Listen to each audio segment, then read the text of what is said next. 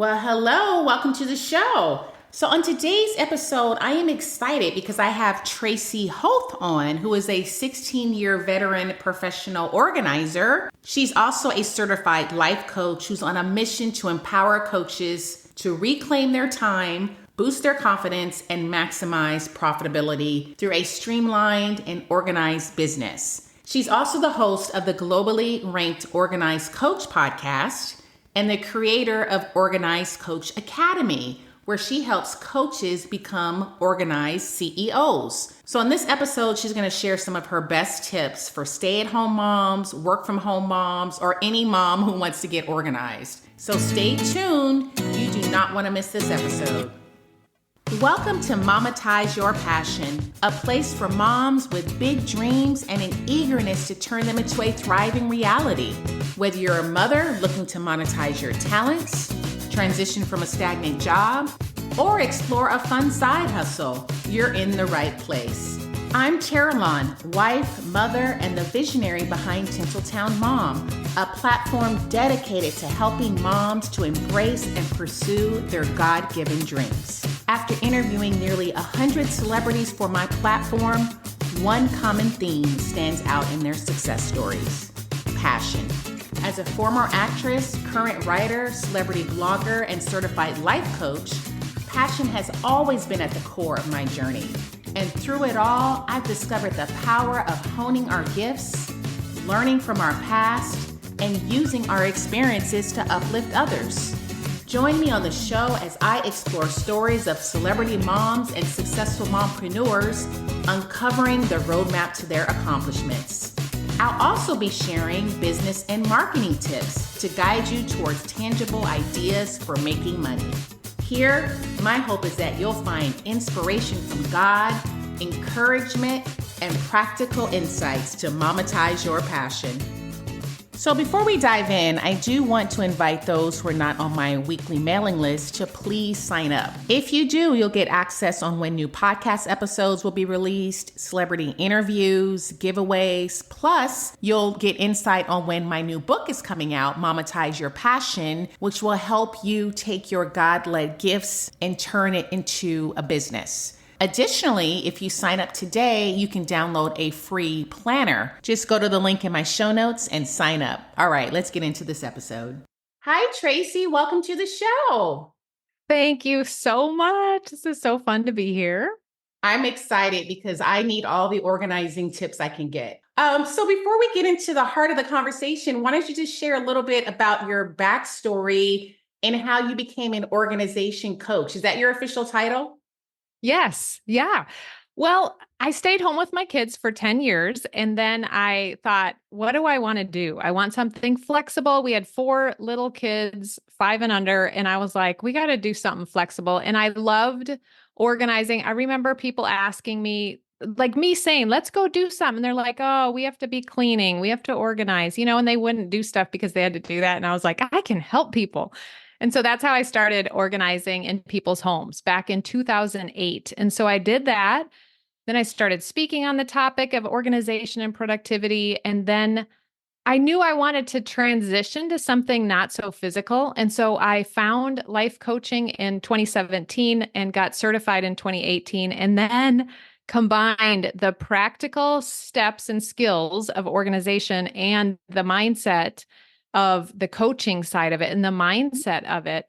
And it was funny because at first I thought, they're not going to be able to do it without me being there, Yeah. And it is just a miracle how much the mind plays into it. And it's just been great. So I transitioned into coaching because I had an email list built up and I transitioned into offering them coaching. And then as I grew my online business, I really was like trying to organize all that. And I thought, sheesh, if I'm an organizer and I'm having problems, like nobody taught us how to do that. And so I started figuring things out online with my business. And then I just had a passion to help other people in business organize the back end of their business and their mind as well, so that they can put more of their effort into the creative side that they want to do and their skills that they want to use to help their clients. So That's awesome. I always talk about purpose and passion on my show. and encouraging moms to tap into their God-led passions. And Yes. the fact that you have this skill, this gift of organizing, and how you turn it into a business, I think that's Yeah. encouraging for some moms listening because they may have similar things and they're wondering, okay, how could I use this to help other people and find fulfillment? And you did it. So that's awesome. It is true. And it's possible for everyone. And literally, I made some business cards, made a little website, and just went out and started telling people that's what I did and did some free stuff with friends to use their pictures, even though pictures back then were awful compared to what's available now. But yeah, it works. So just I'm curious now that you mentioned, how you used to help people organize. So how did you even get that off the ground? Like you didn't have a business, but you just noticed there was a need. Like how did you first start offering your service that I can come to your house and help you get organized? I know. I think it was just starting out. There were some shows on TV. And I didn't even get certified in anything because you didn't need to. I just started reading some books and then I was at Barnes and Noble and I think a woman came up to me to network her business. And then when she asked what I did, she said, "Oh my gosh, I need that in my office, in my house." And so she was my first client. And then I was so nervous and I was reading everything I could. And a couple of the books I read kind of gave an outline of what you do, and it's just through practice. I mean, you just have to be scared to death and go in there and Yeah. just know you can help someone, and they have no idea what it's supposed to look like. And so, really, you just use the passion that you have and those skills and, break it down and do it. I love that. All right. So getting to the organization topic. So why is Yeah. this so important for moms who are working from home? Why is it important for them to be organized? I know that's a basic question, but I just No, want to hear all it the benefits. I first thought of, okay, we have to define what organizing means because what does it mean? And my simple definition is that you know what you have and that you can find it when you need it. So if you think about then, why does someone who's at home, someone who's working at home or working, why do they need to be organized? Because when you don't know what you have, you spend more money because you're buying duplicates. You get frustrated because you can't find it. That frustration affects others, it affects your health. I read studies where it said that just thinking about your disorganization raises your cortisol levels, so your stress levels, and it's affecting your health because of that. When that comes into play and your emotions are out of whack because you're frustrated, you can't find things, and you're overwhelmed, that affects your relationships, your self esteem. It literally affects all these areas of your life, just organization. So I think about Yeah. that and I'm like, that's why people need it. So they can save money, save time, reach their goals better, have better relationships, feel better. Yeah. And I know there's so many levels to organization.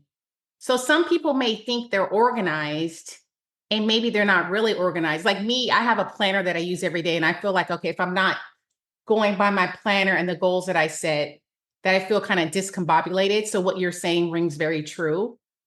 So how would Yeah. someone know like if they're actually organized? You know what I mean? Like is there a Yeah. spectrum to this or is it like you have to be organized in every area of your life? Like what is that? Well, I think it's kind of what you had said earlier. It's a little bit the opposite of that. Some people think they're not organized because their stuff doesn't look like what pictures on Pinterest or Instagram look like.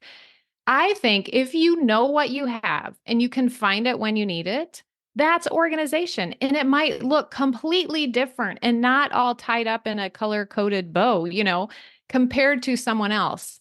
I also think if you know what you have and you can find it when you need it, and other people that live in your space or work in your space can find it as well, that it's even more helpful that other people can find it. So labeling things and having central locations in an office for things that everybody needs is helpful. Oh, that's a So, good point. Yeah. yeah. So, what's the pain point you're having? I think that will tell you if you're organized or not. If you're wasting time trying to find things, then maybe that area needs better organization set up in it so that you can find things. Or if you're spending money or buying and eating out, like that might be a clue that you need more organization in that food planning or menu planning area of your life. So it's Yeah. kind of see what the trouble is, and then you'll be able to tell if you're organized or not, or if you want to work on improving that. Yeah. That's great. Yeah. So for the purposes of today, we'll focus on the work from home mom. Yeah. And so it's harder for some moms, it's harder for some over others to actually stay organized. And what are Yes. your thoughts there? Like, why is that? Well, I think first, organizing is a skill. A lot of people think you're born with it or it comes naturally. Maybe it comes more naturally to some. Maybe some parents taught the person more. Maybe you have some ADHD diagnosis or tendencies, or you're lacking in some executive functioning. Maybe it's that you're saying yes to too much, you're people pleasing, and you are just too busy. I always look at it and think, I couldn't even stay organized when I have seen in some people's homes and how much stuff they have.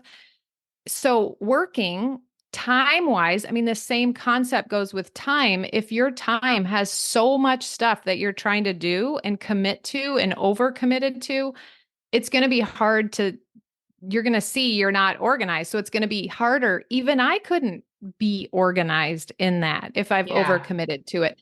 So, I think there's many things that play into if someone is better than someone else at it. Um, and there's help in all those areas, but I think it is a skill that you just need to practice in the different little areas that you see problems in or friction in. Yeah. Yeah. No, that makes total sense. And I like what you said earlier, as far as if other people can't find what they're looking for, because that makes me think of the mom who's working by herself, but she wants to scale her business. And she feels Yes. overwhelmed because she doesn't even know how she's going to allow this business to be handed off to someone because everything's in such a mess. Well, that's just key too, because it's not a matter of if you get organized, it's when. So Yeah. the earlier in your business that you set up some foundations and some structure, it's just going to make it so much easier. You're not going to bottleneck it because of your disorganization. You're going to have things set up and structures in place. You're going to have trained your mind, and then you can hand those things off and people can get to what they need. Yeah, exactly. So let's start with the mom. She's just starting her business, or maybe she's not just starting, but she's like, okay, I'm going to get organized. Where do I start? Like, what does that process look like? Ooh, that's good. Okay. I think you have to invest in learning some skills. So there are some skills that you need to learn, and then you need to walk through those skills in little tiny areas until you're continually repeating that process over and over.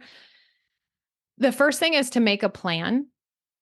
And so I think of, I mean, there's two different areas really someone working from home would have. It's their space, their physical space, or their time, like what they're spending their time on. And so you can do an audit of either of those. So do a time audit and really write down, what are you working on? How are you spending your time? If it's a space, walk into your space and do an audit. So you look around, like what is the different areas of your room? Is it paper? Is it, where is it that needs help? And then ask for help. I think that's probably a big thing. Ask for help. And that could be with a coach. It could be with a professional organizer that's local to you that could come into your space. It could be just getting a friend and being accountable with a friend. There was a client that I had, and she was like had a full life. She worked and she was taking care of a husband who had some injuries. She had a daughter that was going into high school, and she had paper all over her house. And and it is totally possible. So I just want people to be encouraged as far as organizing that was affecting her. And so the biggest thought for her that shifted is that she had a plan. And she just kept saying, I have a plan now, and I can spend 5 minutes sorting my paper. And she she would do more than that if it worked out, but she would always do 5 minutes. And she literally sorted every single piece of paper in her entire house and got it all taken care of with no, like, nobody came in and helped her. She did all of that. And it's totally possible. So I think just breaking it down, doing an audit of to just see what you have and then getting help. So let's say the mom has done an audit and she realizes, okay, my office is a disaster. Is the next step like cleaning up everything, like you mentioned, like organizing it properly, putting it into proper places? Yeah. And then like what's next for her? Well, I always walk through 5 steps. So Mhm. since I started 16 years ago, I came up with this acronym, which is kind of silly, but it's SPASM, SPASM. And I always think our space is having little spasms because there's so much stuff in it, or whenever you have a muscle spasm or your eye twitches, you can now think of organizing. But the first step to organize anything is the S, it's to sort. And so she Mhm. looks at her office, and the first step is just to start sorting into categories like with like. So all like office supplies go over here, all books go here, all paper goes here, all things that don't belong in the office go outside the door. And you just start sorting everything into piles. Then the next step is to purge. So you purge, you go back through each individual file or pile and you decide, what do I want to keep? One of the tips I like to use here is, what are my favorites? And so if you're looking at office supplies and you have three staplers and 50 pens, which kind of pen is your favorite? Keep that one for sure. And then you can go about making decisions about what things you want to let go. But choosing your favorites is often helpful, because you might have 25 notebooks, but you never use them because you only like this one kind. So start with picking your favorite. So sort, purge. Then once you have the things that you're keeping, you will assign homes. You'll decide, where are these things going to live? And that's the puzzle part of it, I think, is fun because you put things that you use often in a place that's easily accessible, and things that can be stored away, and group like items together. And then the S is to set limits. So setting limits is usually where people start. They want to go to the store and buy the cute planner or buy all the cute baskets to go on the shelf, but they don't even know what they need and they don't know how much stuff they have. So setting limits is where we contain things. We maybe set a limit of a drawer or a shelf or a basket. Once that limit's full, it's your trigger that this needs to be, you need to go through the steps again. So that's why we set a limit. In an example of this, one time I helped a client and she had so many books. She literally measured the length of her books and then she bought shelves that fit those books. And when those shelves were full, she had to get rid of more. So that was her limit. It contained the books. And then the final step is to maintain. So just like your garden, just like your weight, just like laundry, like you have to maintain it. So set things in place. The secret to maintaining is to tie it to something you already do. So I always think of, we do taxes every year. That's a great time to clean out your file cabinet and go through papers. So the season is a great time. Back to school is a great time to go through closets and supplies. So tie it to something that is already happening to help you maintain your organization. So Yeah. to answer your question, the first thing that I would help someone do is to sort. We would just go in and start sorting and then go back through those piles. Yeah, I love that. So that's great. So that's for someone's workspace. They can, look and go through the spasm exercise. I love that exercise, by Yes. the way. I remember listening to your podcast and you mentioned it, and I was like, this is awesome. And I do want to point out, this acronym literally can be used with every single thing. You can use Hmm. it with your physical space. You can use it with your digital space. Do the exact same thing on your digital Hmm. space. Use it with your mind when you're overwhelmed and you're just spinning all over the place. Take a minute, get a piece of paper, and sort out the thoughts that you're having in your head. Also, a project. You have a project. You start by sorting into categories and then you purge and then you assign homes on your calendar.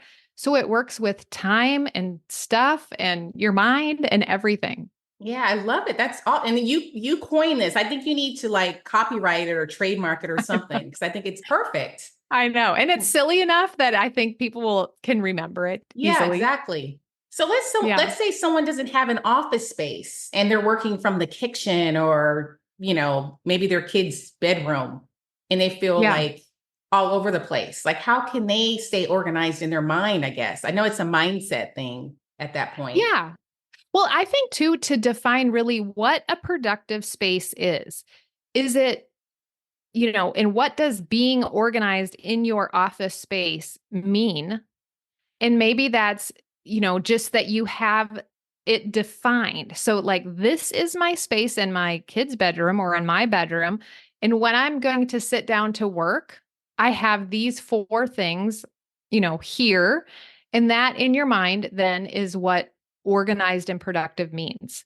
Because it could mean anything. Like, we don't even know. We just think it's what someone else is doing and they're amazing at it. So that's what it Yeah. means to us. But what does it really mean? What does it really take in your space, wherever it is, to be productive and organized?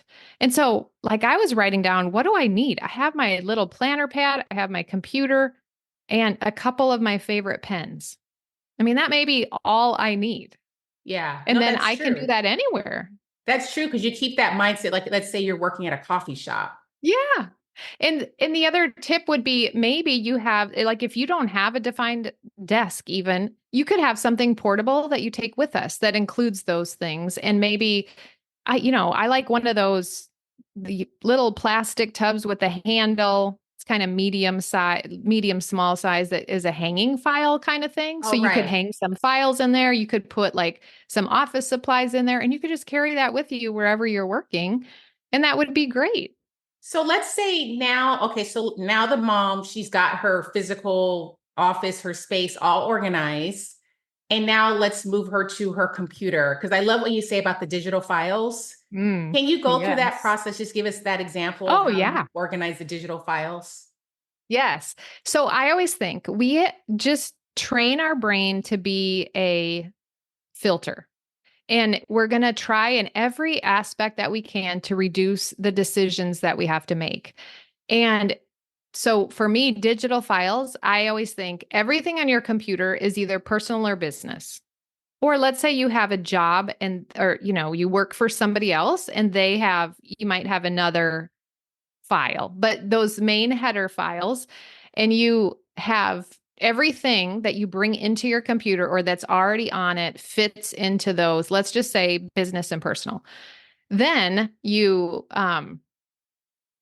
once you're in business, I think there's only 5 files that you need to organize your business. So it's operations, that's anything behind the scenes that helps you run your business, marketing, anything outward facing, and then my content, it's anything I make, collaborations, speaking information, worksheets, freebies, anything like that. And then education, which is other people's content that I'm bringing into my computer, and then clients. So operations, marketing, my content, education, and clients. And Okay. I've worked with a lot of people and everything fits into those files. And you actually put them on a Google platform. Is that your preference? Well, I think it's just you decide one place. So there's a concept I have that I teach called the wonderful one. It's the power of choosing one place for things as much as possible. So don't get hung up if you can't, but as much as possible, choose one place. So it might be your computer. If you don't have anybody working with you and you don't, nobody needs to get to anything, these files on your computer is great and it'll work perfect. You could start there. I use Google Drive just because that's the one place I've chosen to use. Some people use Dropbox, some people use OneDrive. Some people have an external hard drive. So wherever it is, using just one as much as possible.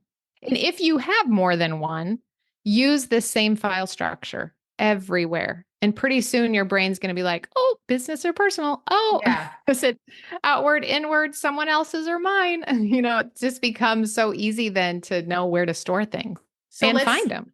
Yeah, exactly. And let's say a mom's going further into her business. Maybe she has clients, maybe she's a coach and she's trying to organize like her clients and she's trying to use like manual processes. Like what are your thoughts on manual processes? Like maybe an Excel sheet or I don't know. Yeah.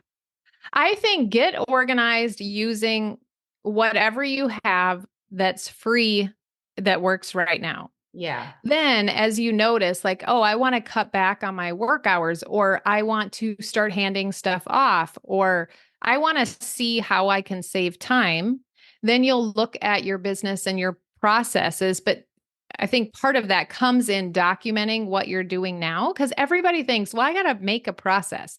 Well, first document what you're doing, because that is your process. We all already have processes. They might not be efficient, they might not be what we want them to be, but we already have them. So document that down, get efficient doing that process. And then I think it'll become obvious, like where you need to, or where you want to automate. Some of it's more automated than we think already. But then I think now we know what we're doing, we're trained, we have organizational skills, and now we can look at other software that might help us automate and decide what we want to pay for, how we want to use it. That's really actually going to save us time. Yeah, that makes sense. So let's say there's a mom who's doing manual processes for like her social media post. They have Yeah. automated systems where, it can automatically post your social media, et cetera, things like that. And there's so many free things that work too. I mean, in that situation, I would probably just reach out to a group you're in and say, what do you use? And then you'd probably get so many options, or maybe you see a trend that someone's using one thing more than another. And then even for the mom who's trying to scale or she's trying to stay organized so she can scale one day, and you Mm-hmm. said write down all your processes. Now, is there a specific document you would say to write down all the processes, or like how would that work for that mom listening? Yeah, in my Organized Coach Academy, we have a template in there, and it's very, I just like to start so simple, not to make it complicated because you won't do it, but it's just a Google Doc. It has your purpose of the process, what's the trigger, who's responsible for it, how long does it take, and then you just do, I love the little check box on Google Docs. So I start with the check box and then you just put step by step what happens. I like to include links in there to the software that we need to go to do that process, if there is one, or websites or whatever. And then pull that up next time you do that task, follow the steps, make any changes to it that you need to. And then the automation part might get really clear, like automating with Zapier to connect to softwares that you have. Like maybe that's clear. But at the moment, it's always a balance between what you want to start paying for and what's really going to save you time. And Mm-hmm. that's with hiring too. But maybe you could hire someone that does 2 to 5 hours a week of that manual processing that's less expensive than automating it and paying for some new software. So it's kind of Right. just a trade-off, taking it step by step and seeing what's would be most helpful, or Yeah. even easiest. What would be easiest? Yeah. So what help like having those manual processes to see like what you eventually will need, once you continue to do that on a regular basis. Yes, the manual processes and then the time audit. For Right. sure. To Right. to know what you're spending time on, and then to have those processes. Because part of what's might be taking you so long is that you're not following the same process, so you're not very efficient at doing the task. Totally fine. So just write what your steps are and start being more efficient at the task, and see if maybe I could cut that in half and it really wouldn't be as big of a deal. Right. Right. Now, are there any other tips that you can think of as we wind down the conversation for moms? Well, one of the things that if someone's struggling to stay focused or stay on task, some obvious things like try using a timer, define what you're doing. So we just had a body doubling kind of work hour in one of my groups. And so we wrote down, I like to write down on a post-it note, what am I going to complete? And then we started that clock and we just worked on it so that we knew what we were going to work on. Some people just investing and finding solutions that work. I had a great podcast guest on that talked about ADHD. So for someone that's struggling with ADHD, one of the fun questions she asked, and this could come into play with organizing, with trying to be more focused, but she said, find the friction. Like, where is the friction in your workspace, in your process, in your organization, in your focus? Like, what is the friction that's there? And then I guess invest in finding a solution for it, because it is going to make all the difference. Yeah, yeah, absolutely. Awesome. So tell us what you do specifically for your clients. Like, how, if someone wanted to reach out to you, how could you help them? Yeah, so I have Organized Coach Academy for online business owners and coaches, where it's a group course that you go through, and we have support with 2 calls a month. And it walks you through teaching you the skills of organizing. And then, really specifically, I share screens, I have tutorials, I have I run my business on using 4 dashboards to help track everything, ideas and content, and all the assets and links that we have in our business, how to find those things quickly. So we work on all that. We work on our mind and our time and our processes and our computer assets. So I have that course. And then I also work with people one-on-one. Some people just don't want to do a course, or they want more specific, different help on organization. And so we work one-on-one with them. Awesome. Well, thank you so much, Tracy, for being here today. Now, where can people find you if they want to reach out to you? Yeah, my podcast, Organized Coach Podcast. And then my website is simplysquaredaway.com. So they can find me there, or Instagram, it's Tracy Hoth. Thanks for listening today. If you learned something of value, I would love to hear from you by way of an encouraging review. As you know, this podcast is meant to be a blessing to mothers, so any support from you would be so appreciated. Until next time.